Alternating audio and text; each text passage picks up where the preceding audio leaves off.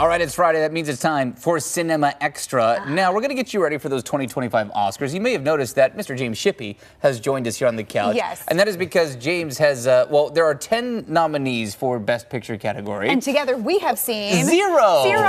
So we needed somebody else. We've called in reinforcements to help get you ready. Of course, Hollywood's big night coming up March 2nd. Our resident movie buff, Emma Jerome, has been hard at work getting ready for the 97th Awards show. And I know you and James have been chatting about the ones that you've seen. We sure have. And that's a snazzy graphic, let me just add. I really like that. And also, I called in reinforcements because it's about time that I stop talking to myself during these little chats that we have. Yeah. So this week, it's a battle of the Roy brothers from the show Succession. So we have Jeremy Strong and Kieran Culkin, who are both up for Best Supporting Actor at this year's Oscars in two separate movies they were in. So I'm going to start with the movie Jeremy Strong was in. I watched both of those movies this week. He stars as Roy Cohn in the biopic about President Donald Trump, The Apprentice.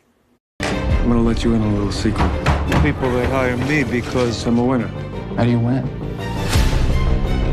The first rule is the simplest: attack, attack, attack. It's going to be the finest building in the country, in the world. It's going to be spectacular. The Apprentice is an independent biopic that examines Donald Trump's career as a real estate businessman in New York City in the 70s and 80s, including his relationship with Roy Cohn. The thing about biopics is I'm always hesitant about them if they don't have input from the subjects.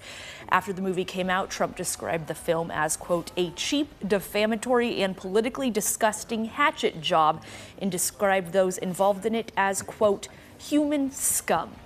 When it came to Ivana Trump, his first wife's place in this, they took her testimony from their divorce lawsuit, much of which she later went back on and said that what she said then wasn't true. She didn't mean it like that. So how accurate is this movie? I can't really say. Do I think Jeremy Strong gave a strong, no pun intended, performance as Roy Cohn? Sure. I think he did a pretty good job, but all's to say, I don't really know how I feel about this movie as a movie. And it didn't really get many other nominations. Yeah. I didn't even know this was out. Oh, you did? I didn't even realize that. I remember seeing a preview for it and thinking, I don't know where that one's going to go. But it's interesting to see that it has made its way to the award circuit. Sebastian Stan also nominated for Best Actor playing Donald Trump.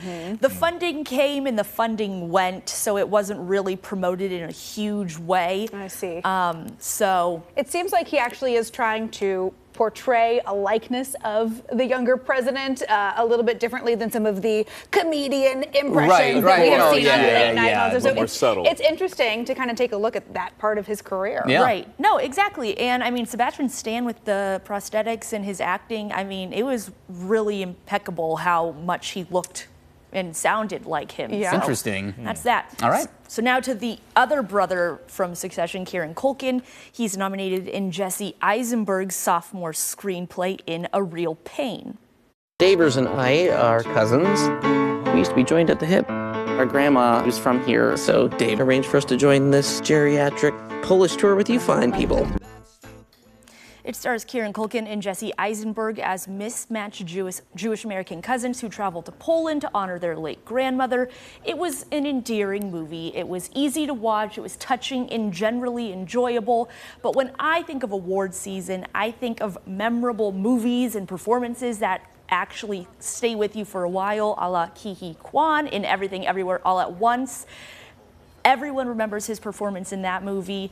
I don't see myself remembering this performance or this movie past the Oscars. It was nice. It was enjoyable. But if I'm going to be honest, I don't think either of these men are going to win in this category. It does kind of seem like it's, Kieran Culkin being Kieran Culkin and Jesse Eisenberg being Jesse Eisenberg. Have you seen this one? I haven't seen it, but I've been watching a lot of their interviews online. And it's always fun seeing Eisenberg and his awkwardness and everything. And He's like that in real life, too. Like all the time. Part of his cadence. Exactly. If you've seen either of these actors in anything else, you've seen them in this movie. Okay. So Interesting. that covers it. All right. And this is why I've called James here, because he has seen 2 of these movies nominated for Best Picture, and I want to know what he thought about them. He's actually seen them in pretty close succession with one another, and they are vastly different. So let's start with The Substance, the 2024 body horror film following a fading celebrity, Elizabeth Sparkle,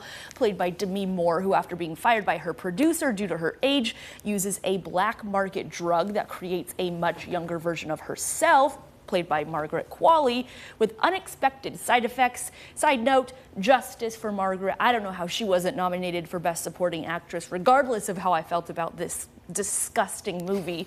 And then moving on to Conclave, the 2024 political thriller, which in the film, Cardinal Thomas Lawrence, played by Ralph Fiennes, organizes a conclave to elect the next pope and finds himself investigating secrets and scandals about the major candidates. So very, very different movies. And James indulged, if you could say that, in both of these very recently. So what did you think, James? Tell us your thoughts. Well, these movies are very different. And Emma, when I came into work on Monday, you remember I had to seek you out, and I said, hey, I finally saw The Substance. Let's just say, I mean, it's not for the squeamish of hearts, okay? It's a body horror movie. Yeah, that's what so I if you're heard. into those, you go see it. Now, Demi Moore and Margaret Qualley, they give great performances, but I mean, at a certain point in this movie, it's like, okay, that's a little much. Yeah, Yeah, like people are calling this like a performance of Demi Moore's career. Do you guys think she could take home any Harbor? I could see so, but I agree with James when he called the movie like gratuitous at some point.